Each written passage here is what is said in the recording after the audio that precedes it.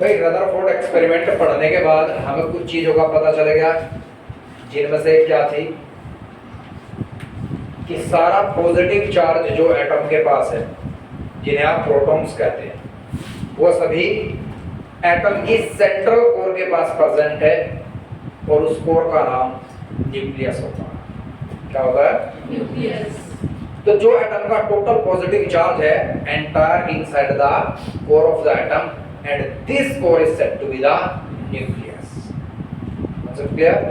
Heading लिखिएगा conclusion of Rutherford experiment, Rutherford model of atom लिखिएगा, conclusion of Rutherford model of an atom.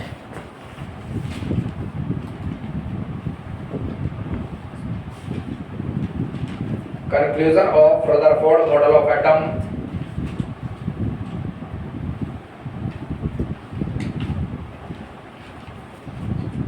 इसमें लिखेगा according to this model of atom,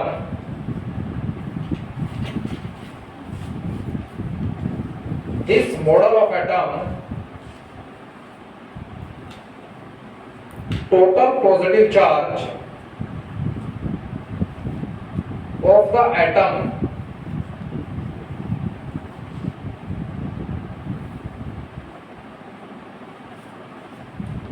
lies inside its core, lies inside its core, lies inside its core, and this core said to be the nucleus of the atom, nucleus of the atom, and this core said to be the nucleus of the atom।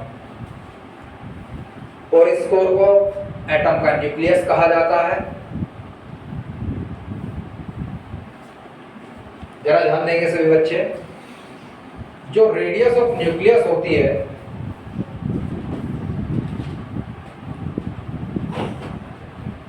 (10⁻⁻15 metre होती है, और 10⁻⁻15 metre को 1 Fermi distance कहा जाता है। समझ आ गया? अगर मेरे पास 27 फुटबॉल ग्राउंड है, इमेजिन कीजिएगा 27 फुटबॉल ग्राउंड की लेंथ कितनी बैठती होगी, और 27 फुटबॉल ग्राउंड की बाउंड्रीज बना दी जा वर्टिकल इतनी बड़ी, और फिर 20 फुटबॉल ग्राउंड्स की छत बना दी जा, और उसके सेंटर में एक आप फुटबॉल रख दें। क्लियर? तो एक एटम इस फुटबॉल ग्राउंड से जो कॉन्फ़िगरेशन तैयार हुई है उसे इमेजिन कीजिएगा, और न्यूक्लियस इमेजिन कीजिएगा उस फुटबॉल को। तो एक एटम के सामने उसके न्यूक्लियस की औकात सिर्फ इतनी होती है जितनी अब इस 27 फुटबॉल ग्राउंड से जो आपने कॉन्फ़िगरेशन तैयार की है, length into breadth into height का क्यूब तैयार किया है, उसके सेंटर पे जो फुटबॉल रखी है। Concept clear? अगर कभी कोई आपसे पूछ लेता है कि एटम की वॉल्यूम कितनी ज्यादा है as compare to the volume of the nucleus, तो आप कहेंगे कि अगर न्यूक्लियस की वॉल्यूम 1 है तो एटम की जो वॉल्यूम होगी 10⁻15 होगी, बिलियंस टाइम्स ज्यादा। कांसेप्ट क्लियर है? 100% समझ आ गया? पक्का?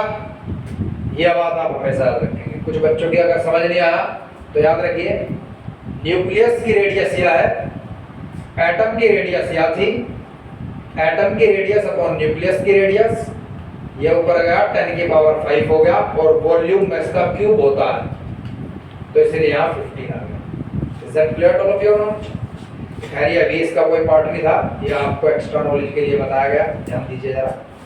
रदरफोर्ड मॉडल ऑफ एटम में बात कही कि पूरा एटम का जो पॉजिटिव चार्ज है वो सारा का सारा उसके कोर के अंदर प्रेजेंट है, जिस कोर को आप न्यूक्लियस कहेंगे, और न्यूक्लियस की जो रेडियस है वो 10⁻⁻15 मीटर है। और अगली लाइन लिखिएगा, and the total negative charge called electrons, and the total charge, and the total negative charge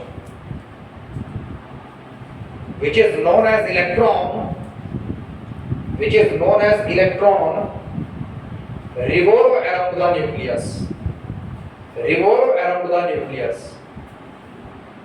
revolve around the nucleus। वो न्यूक्लियस के चारों तरफ रिवॉल्व करता है।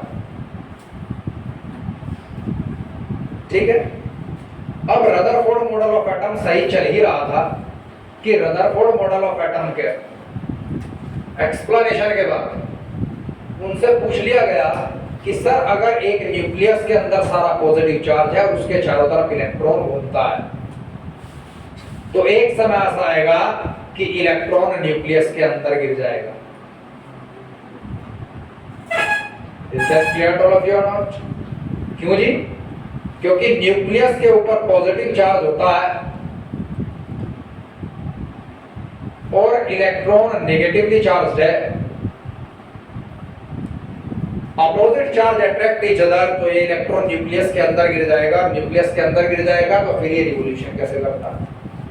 तो रदरफोर्ड इस चीज को बताने में थोड़े असमर्थ रहे कि इलेक्ट्रॉन के ऊपर जितना सेंट्रीपिटल फोर्स लगाता है न्यूक्लियस, वो सेंट्रीपिटल फोर्स उस फोर्स के बराबर होता है जितना उसके ऊपर इलेक्ट्रोस्टैटिक फोर्स ऑफ अट्रैक्शन लगाता है। और दोनों के बीच फंसने के बाद इलेक्ट्रॉन अपने एक ऐसे ऑर्बिट के अंदर घूमता है जिसके अंदर उसका एंगुलर मोमेंटम nh/2 का इंटीग्रल मल्टीपल होता है। समझ गए आप मेरी बात? जहां n की वैल्यू 1 2 3 4 की फॉर्म का होगी और उस ऑर्बिट में अपनी एनर्जी को रेडिएट नहीं करता। मतलब क्लियर? तो आप लिखेगा heading give the drawback of Rutherford model of atom. Give the drawback of Rutherford model of atom.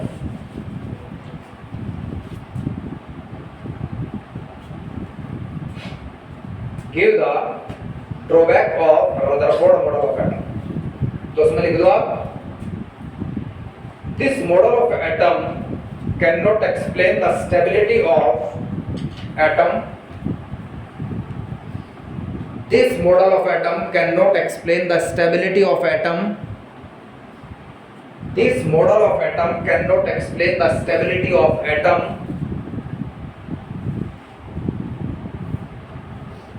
ठीक है जी? And cannot explain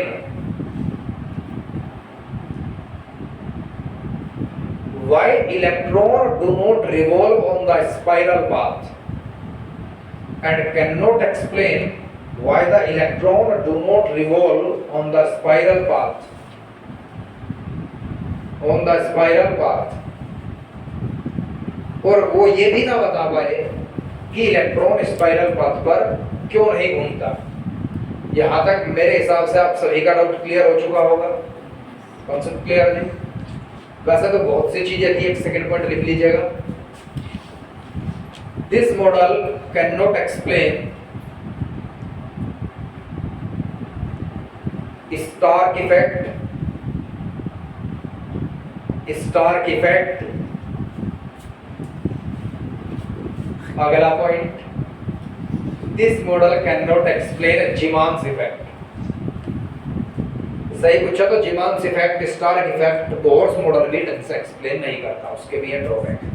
तो जीमान इफेक्ट और स्टार्क इफेक्ट को आप हर जगह लिख सकते हैं। ठीक है जी? याद रखिएगा इस बात को, आप हर जगह लिख सकते हैं इस बात को कि जीमान इफेक्ट और स्टार्क इफेक्ट ना तो Rutherford model of atom explain कर पाया, ना ही बोर्स मॉडल ऑफ एटम। ठीक है? इसके बाद हेडिंग लिखेगा Bohr's model of atom. Bohr's model of atom, Bohr's model of atom. देखो जी, बोर्स मॉडल ऑफ एटम क्या है, हर एक बच्चे के दिमाग में सेट कर दूंगा अगर आप ध्यान देंगे। बोर्स ने अपने पूरे के पूरे मॉडल ऑफ एटम को 3 पोस्टुलेट में एक्सप्लेन किया। हर एक बच्चे की निगाह आओ, किसी के भी हाथ में पेन ना हो, बिल्कुल। 3 पोस्टुलेट में से पहला पोस्टुलेट क्या था? सबसे पहले तो उन्होंने बताया कि इलेक्ट्रॉन स्पाइरल पाथ पे क्यों नहीं घूमता। उन्होंने कहा इलेक्ट्रॉन के ऊपर जितना सेंट्रीपिटल फोर्स लगाता है न्यूक्लियस रिपेल करने के लिए, उतने ही इलेक्ट्रोस्टैटिक अट्रैक्शन से खींच लेता है और दोनों के बीच वो बैलेंस होने के बाद रिवॉल्यूशन करना स्टार्ट कर देता है। Is that clear? Concept clear? तो जरा ध्यान देंगे आप। पहला पोस्टुलेट क्या कहता है electron revolve around the nucleus on circular path under the influence of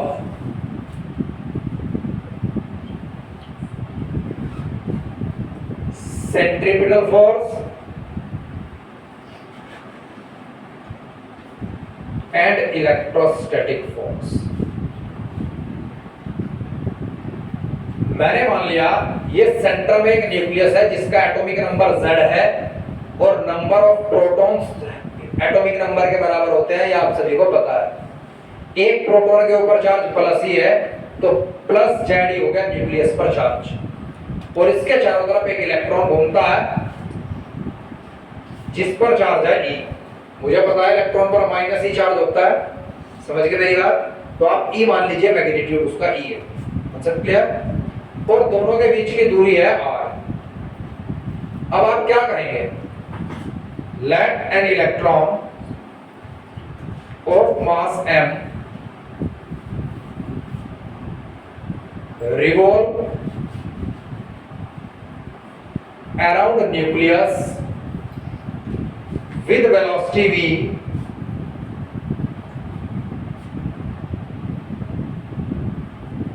on r radius। तो सेंट्रीपिटल फोर्स याद रखिएगा, रिवॉल्यूशन जो बॉडी करती है उसके मास पर डिपेंड करता है, ना कि उसके मास पर जो सेंटर पर है। तो centripetal force on electron by nucleus, nucleus कितना सेंट्रीपिटल फोर्स लगाएगा? Mass of electron velocity of electron का square upon distance from the nucleus. Concept clear? 100% समझ आ गया? अब चार्ज और इलेक्ट्रॉन क्या है? E मान लिया मैंने, मैग्नीट्यूड तो E है। चार्ज और न्यूक्लियस कितना है बेटे? प्लस जेड या जेड मान ले, कोई दिक्कत नहीं। माइनस E मान तो इलेक्ट्रॉन पर चार्ज, कुछ बच्चे गोलू टाइप के बैठे। इसा मान लिया मैंने Q1, इसा मान लिया मैंने Q2, वो डिस्टेंस R है। तो electrostatic force between electron and nucleus, वो F किसके बराबर होगा? 1/4 पाई एप्सिलॉन नॉट को मैंने K लिख दिया। जेडी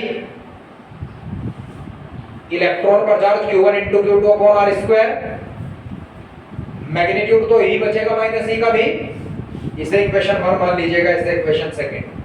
जब किसी कंडीशन पर सेंट्रीपिटल फोर्स इलेक्ट्रोस्टैटिक फोर्स के बराबर हो जाता है, सिर्फ इसी कंडीशन में इलेक्ट्रॉन अपने स्टेबल ऑर्बिट में न्यूक्लियस के चारों तरफ घूमता है। Is that clear to of you और नॉट? अगर सेंट्रीपिटल फोर्स बढ़ गया तो इलेक्ट्रॉन बाहर, और अगर घट गया तो अंदर। Is that clear to of you और नॉट? Concept clear to? अब ध्यान देंगे, जिस ऑर्बिट के अंदर रेडियस कांस्टेंट रहेगी और सेंट्रीपिटल फोर्स बराबर रहेगा इलेक्ट्रोस्टैटिक फोर्स के, उस ऑर्बिट के अंदर उसका जो इलेक्ट्रॉन है उसका एंगुलर मोमेंटम h/2 पाई का इंटीग्रल मल्टीपल, मतलब h/2 पाई × 1 या × 2 या × 3 या × 4 के बराबर। 100% समझ आ गया? अगर कोई कभी आपसे ये बात पूछता है कि पहले ऑर्बिट और तीसरे ऑर्बिट के बीच कितने ऑर्बिट होते हैं, अब बोलो आखिर इनफाइनाइट कहेंगे। समझ गए ना?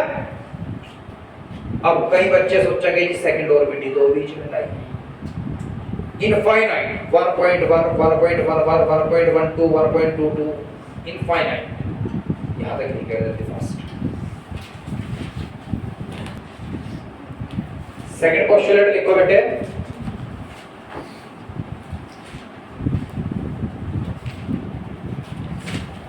Electron do not radiate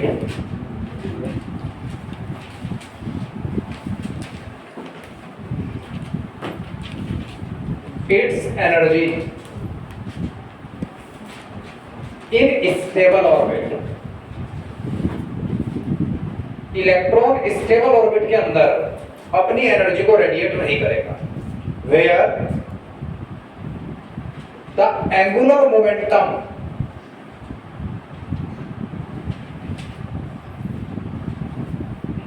of electron is equal to NH by 2 पर, where N is equals to 1 2 3 and so on। मतलब जिस ऑर्बिट के अंदर एंगुलर मोमेंटम L से रिप्रेजेंट करते हैं और इसकी वैल्यू होती है mvr, mv NH by 2 पाई के बराबर होगा, जिस भी ऑर्बिट के अंदर, उस ऑर्बिट के अंदर इलेक्ट्रॉन ना तो अपनी एनर्जी को रेडिएट करेगा, ना उसे किसी दूसरी चीज से एनर्जी की आवश्यकता होगी, उसके अंदर वो स्टेबल घूमता रहेगा। So clear? Here m is the mass of the electron which is constant। और फिक्स डिस्टेंस पर जब रेडियस फिक्स होगी न्यूक्लियस से उसकी, तब उसे ऑर्बिटल वेलोसिटी भी फिक्स प्राप्त होगी। समझ गए मेरी बात? तो एंगुलर मोमेंटम कांस्टेंट रहेगा। जब तक एंगुलर मोमेंटम कांस्टेंट रहता है मतलब एक्सटर्नल कोई टॉर्क नहीं लगी। टॉर्क एक रोटेशनल फोर्स है, मतलब एक एक्सटर्नल रोटेशनल फोर्स नहीं लगा, मतलब एक्सटर्नल एनर्जी का कोई काम नहीं हुआ। इसीलिए जब एंगुलर मोमेंटम कांस्टेंट है तब इलेक्ट्रॉन एक फिक्स ऑर्बिट में घूमता रहता है, और जब वो फिक्स ऑर्बिट में है ना तो उसे एनर्जी की रिक्वायरमेंट है और ना ही एनर्जी को रेडिएट करेगा। Concept clear all of you? अब मान लीजिए आप न्यूक्लियस यहां पर है और इलेक्ट्रॉन घूमता है।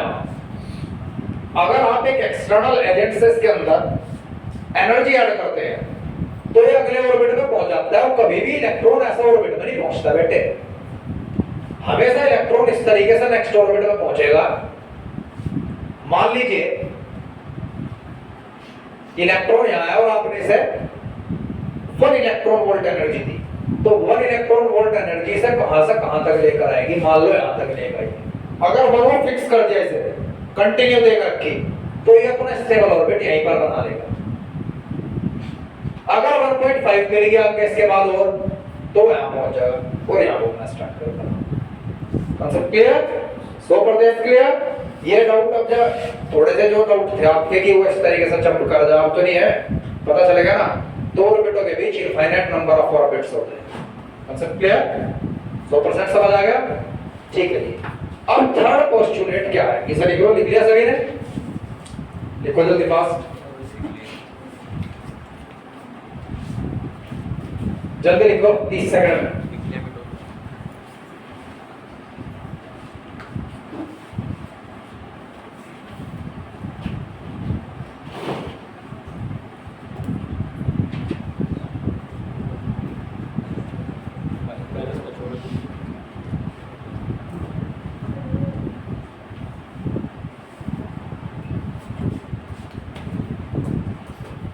बढ़िया समझ आ गया?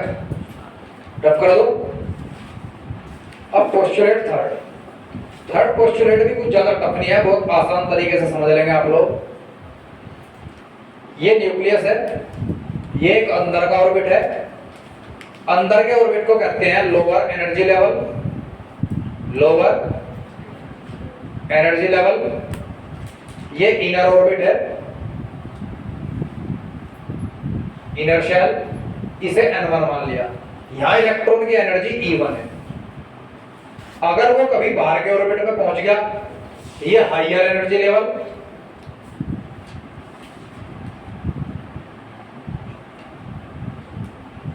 यहां N2 मान लिया नंबर ऑफ ऑर्बिट, और E2 मान ली इसकी एनर्जी। Concept clear? अगर आप इलेक्ट्रॉन को अंदर से बाहर भेजते हैं तो इसके अंदर एक एनर्जी ऐड करनी पड़ेगी आपको। अंदर एनर्जी कितनी थी? E1, तो एक एनर्जी ऐड कर दी इसके अंदर E, which is equal to hd, energy of the photon. तब वो बाहर पहुंच जाएगा और E2 एनर्जी को अटेन कर लेगा। और अगर इलेक्ट्रॉन पहले बाहर था और फिर उसे अंदर लाना है तो उससे आप एनर्जी को खींच लो, वो अंदर बाहर से अंदर आ जाएगा, यहां से यहां आ जाएगा। अब यहां आने पर वो फालतू एनर्जी को बाहर निकालता हुआ आएगा। यहां से एनर्जी निकाल दी आपने, ठीक है। देखो ऐसा ना, हमारे पास कुछ सेमीकंडक्टर है डायरेक्ट और इनडायरेक्ट। कुछ के अंदर कैसा होता है, जरा समझिए मेरी बात। एकदम से यहां से इलेक्ट्रॉन अपनी सारी एनर्जी रेडिएट करता है और जितनी एनर्जी रेडिएट कर देता है उसी हिसाब से एकदम स्टेबल ऑर्बिट को कैप्चर कर लेता है। और कुछ ऐसा है कि अपनी एनर्जी को आराम से निकालता हुआ आता है, और कुछ ऐसा है जिसमें एक से ज्यादा फोटोन को निकालता है। लेकिन यहाँ भी आपको इस मॉडल के अकॉर्डिंग जो पढ़ना है वो ये समझना है कि इलेक्ट्रॉन ने यहाँ अपनी एनर्जी को निकाल दिया और यहाँ से नीचे आ गया, और एनर्जी को जो निकाला वो एनर्जी E थी जो E2 माइनस E1 के बराबर है और h न्यू के बराबर है। New is the frequency of the photon जो एमिट हुआ है, जिसे आप क्या लिख सकते हैं, C अपॉन लैम्डा। तो ये कंप्लीट आपके पास एक न्यूमेरिकल पोर्शन सोल्व करने के लिए फॉर्मूला तैयार है, ठीक है। तो उसमें लिखेगा when electron jump from higher energy level to lower energy level, when electron jump from higher energy level, लिखो जल्दी fast, when electron jump from higher energy level to the lower energy level,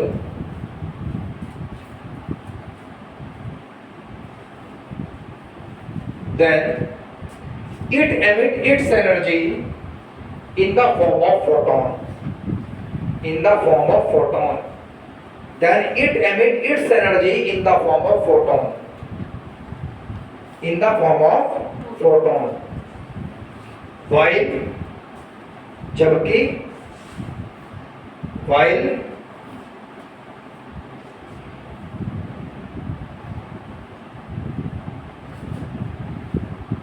when electron gain energy,